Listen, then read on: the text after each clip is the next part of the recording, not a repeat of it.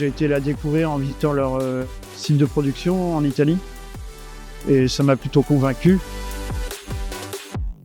Nicolas Guillaume, exploitant sur la commune de Carreau. Je suis associé avec ma femme à 50% sur un élevage de 800 truies et 100 agresseurs partiels. Donc l'exploitation, il y a 460 hectares de terre, principalement à destination de consommation pour élevage porc. On a réellement focalisé jusque dans les années 2015 sur l'investissement porc. Donc on a investi au niveau de la FAF pour optimiser nos coûts de production et gagner 20 à 30 euros de la tonne d'aliments. On a d'abord fait tous nos systèmes de stockage et après on a investi dans du matériel de récolte et par la suite tout ce qui est matériel d'épandage. On a acheté une machine, première machine à rotor en 2020, idéal 8 PL, donc avec une barre de coupe 9,20 m, cueilleur 8 rangs. Donc on a renouvelé cette machine-là pour passer sur un modèle supérieur, idéal 9 PL.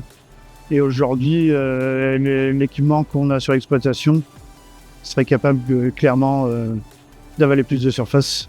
Sur l'idéal 9, tout a été fiabilisé.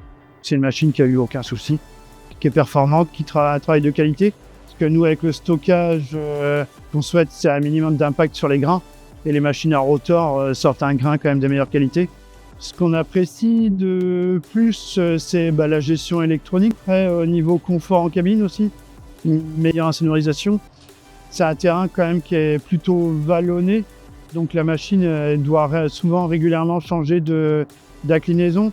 En plus du par-level, elle a le plastron inclinable. Et du coup, cette machine-là en 4 roues motrices a quand même nettement plus de performance. Donc sur la machine, on a la carte tour et l'instantané sur les rendements. Tout ce qui est échantillonnage, quand même, humidité et la pesée. Même si on recontrôle ici avec le pont bascule. Au niveau partie moteur, le caisson avec l'inversion du flux, ça c'est clairement un plus. Et tout ce qui est partie graissage, on va dire journalier, ça se résume à, on va dire, 5 à 10 graisseurs jour. Et le reste, quand c'est fait une fois par semaine, ça lui suffit. De consommation de gasoil à l'hectare sur des bons volumes de paille avec donc la barre de coupe de 10,60 m. Compter environ 16 litres hectare pour un moteur de 660 chevaux. L'objectif de passer sur la neuve, c'était principalement de sécuriser le débit de la capacité de récolte et essayer de voir même un peu plus loin parce qu'on savait clairement qu'on allait sécuriser notre performance à la journée, quoi. La machine aujourd'hui est bien dimensionnée par rapport à nos capacités de stockage, les débits instantanés qu'on a sur l'installation.